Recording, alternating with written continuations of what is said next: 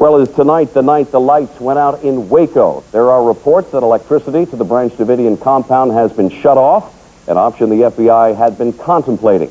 Minerva Perez has been following the story. She joins us live from outside of Waco right now. And Minerva, from your vantage point, what can you see up at the compound? Are the lights off?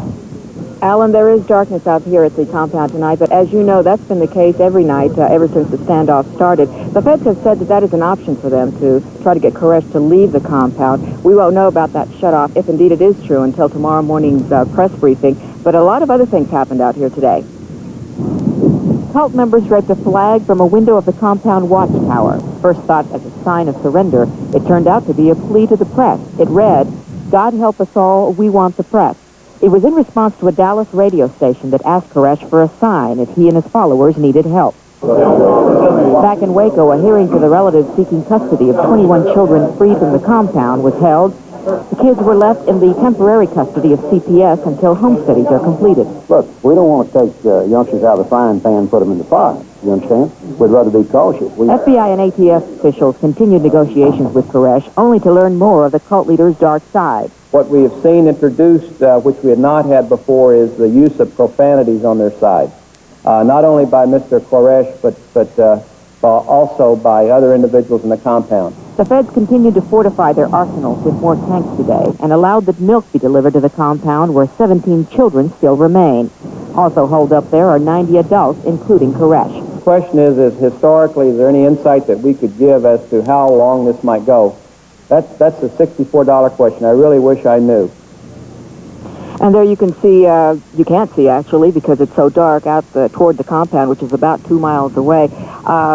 But I understand that there are generators on the compound. Nobody will confirm that. We've been hearing that throughout the standoff. A couple of other tidbits to tell you about, Alan. A group calling itself CAUSE, a legal aid group out of Quebec, has filed a federal lawsuit here in Waco to allow access between the people inside the compound and lawyers outside. Now, we are told that Houston lawyer Dick DeGuerin has been obtained by David Koresh's mother to defend him when that does come about. That's all we have tonight. We'll keep vigil tonight. Back to you. Okay, Minerva, thanks very much. See you tomorrow. Well, now we have an update for you. The target of a 13 undercover probe is going to jail. It was back in February of 1991. Wayne Dolcefino ran a series of reports about home remodeling fraud in the Houston area. At the center of those reports was contractor Robert Ahern. At least 40 homeowners charged Ahern with fraudulent business practices. He's a thief in my eyes. That, you know, he goes into people's homes, helps them build their dream up, and then yanks the rug right out from under them. These kinds of complaints led to a district attorney investigation and grand jury indictment. Ahern has been found guilty of theft. He's been sentenced to 10 years in prison. Coming up, Action 13's Marvin Zindler reunites a mother with a long-lost daughter. And Rodney King takes the stand in the trial of 4 L.A. cops. They are among the finest in their specialties.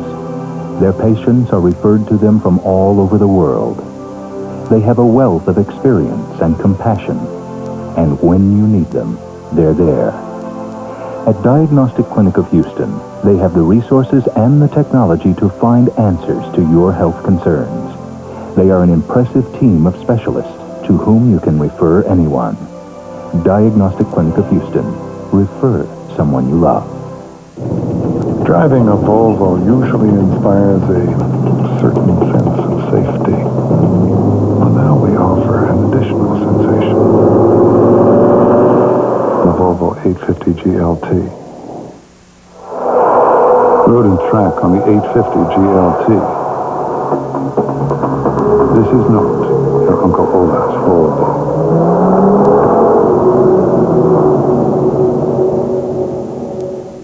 Big world, never to be seen again, but never say never. Flight 1669 arrives at Intercontinental Airport from La Crosse, Wisconsin. On board is a mother who lost hope she would ever see her daughter again. The family thought she was dead. They didn't know their daughter had been tucked away in the Northway Health Care Center in Houston for 23 years. As I told you last December, Elena Wilson is a stroke victim, paralyzed and unable to speak. That is until Forrest Prince, who often visits that nursing home, befriended Elena. Prince took the time and had the patience to communicate with Elena. She began to mouth letters of the alphabet, and Prince learned her family was from La Crosse. he ran a missing persons ad in the La Crosse Tribune and found the family. We arranged a reunion with the help of Harry Wiesenthal of Harold's in the Heights, David Kimmy on behalf of Bill Rogers, owner of Slick Willie's, who took care of the airfare, Bob and Becky Harris of the Allen Park Inn, who arranged housing and food, and Art Squires, owner of Southwest Carriage Limousine, who provided transportation for the 3 days. Elena's mother, Hazel Jacuz, and sister Ramona made the flight from La Crosse. Her father was too ill to travel. We didn't even know she was alive. We had no information from the time they left her out of the hospital or seen her. And her husband dumped her in the nursing home. That was the end of it. No more contact from anybody. Never heard of it. Never heard a word. The police wouldn't do anything. She was not lost, they said. What about your husband?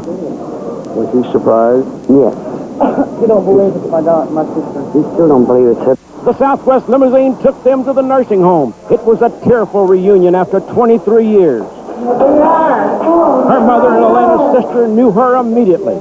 However, Elena, who had a faint smile on her face all this time, wasn't quite sure who these people were who were making over her. She kept asking the same question over and over again. Who is it? Who is it? Prince realized what she was asking and told her, "It's your mother, darling. It's your mother." Come on, baby, don't cry, don't